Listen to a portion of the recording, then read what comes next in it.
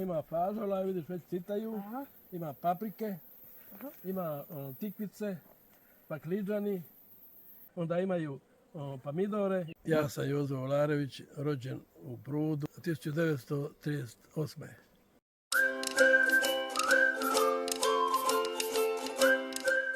45. godine sam pošao u školu, kad je završio Drugi svjetski rat.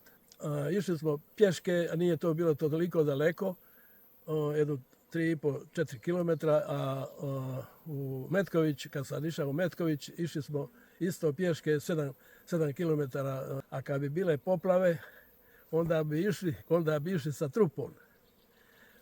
Potroje u jednu trupu i na vesla.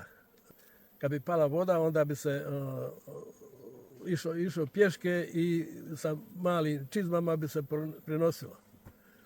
Jedno drugo bi prenosilo bi preko Pridori na Crnom putu. Bilo je tu puno problema i sa odjećom, i sa obućom, i sa hranom.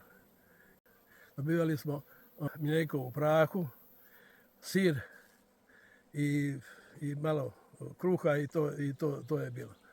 Ali ja sam bio alergičan na to mlijeko u prahu. I kad bi popio, onda kad bi išao kući, djeca sva odu naprijed, a ja ostanem i legnem u kraj puta negdje dok mi prođu ti grče. Imali smo pribore tablica ona olovka koja se je pisala u tablici i svaki dan se to brisalo i stavljala se druga tema. Prva učiteljica je bila Draga Damić pokojna. Bila jako dobra. Ja i moj jedan rođak smo bili u školi i nešto nismo napravili zadatak. Razumiješ? Da. I ona nas kaznila da ostanemo u kazni. Ostalo se u kazni. I šta ćemo mi?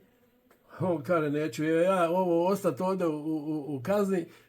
Kroz prozor iskočija on. Šta ću ja sada da ja ne iskočim? Neću biti kukavica ja. Iskoči ni ja. Njegova baba došla na grdila i naružila svašta rekla onoj učiteljici. U uvidu je bio jedan učitelj, je bio jako strog i on bi kad bi dijete kažnjavao, onda solupima, ovo je solupima, da gore djetetu. I šibe su bile isto i šibe je trebalo donijeti sam da te šiba. I to od šipka.